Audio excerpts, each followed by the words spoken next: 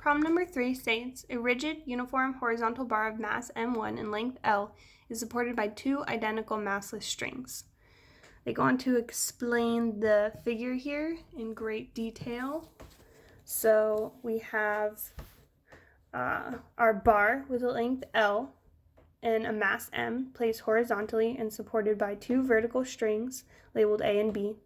To the left end of the bar is attached to the top of vertical string B, which the bottom end is fixed to a horizontal surface.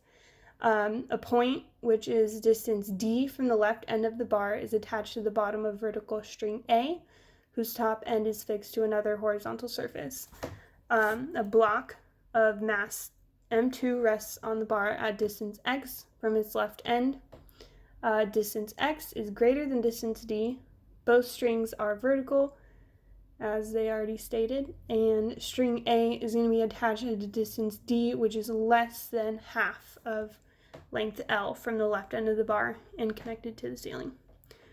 String B is attached to the left end of the bar, connected to the floor. Block mass M supported against gravity by the bar at distance X from the end of the bar. So they want us to express the tension in string A in terms of G, M1, L, D, M2, and X. So first thing we want to do is we want to identify our forces acting on this beam, or on this bar. So drawn out another figure here that's a little more simplified and makes it easier to identify my forces. So we have tension from string A pulling upwards on the bar. We have tension from string B pulling downwards on the bar. We have the gravitational force pulling down on the mass 1, and we have the gravitational force pulling down on mass 2. And next step is that we want to define our axis. So I've chosen to my axis to be at this left end of the bar above the string B. So now we can use this axis to write down all of the torques around it. So we know our torque is going to be equal to radius times the force acting. So do that for each of these forces, starting with mass 1. So to find our radius, we just need to find the distance from the axis to where the force is being applied. So we know that distance is going to be half of the entire beam L, because this center of mass here is where the force of gravity is being applied. So we know R is half of L, and we know the force of gravity is equal to mass 1 times G. So we have L over 2 times M1G for our torque 1.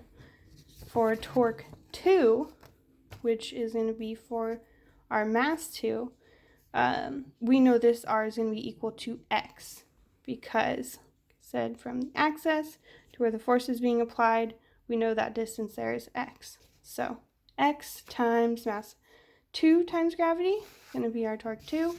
For our torque 3, we have R equal to D, because for this force here, axis to where the force is applied is length D, and then our force is just going to be that tension of string A. So now that we have all our torques identified, we want to set the sum of them equal to 0, because we know that net force around, or the net torque around string B is going to be equal to 0, because it's in a rotational equilibrium. It's not accelerating in either direction. So we need to pay attention to our signs here. So we know that tension, or torque 3, is going to be positive because it's pulling in the up direction. The other two are going to be negative. So we want to make sure we do torque 3 minus torque 1 minus torque 2 and set that equal to 0. So now we can just plug in all those torques, do some algebra, rearrange, and we get our tension of string A equal to the length times mass 1 times gravity plus 2 times x times mass 2 times gravity all over 2d.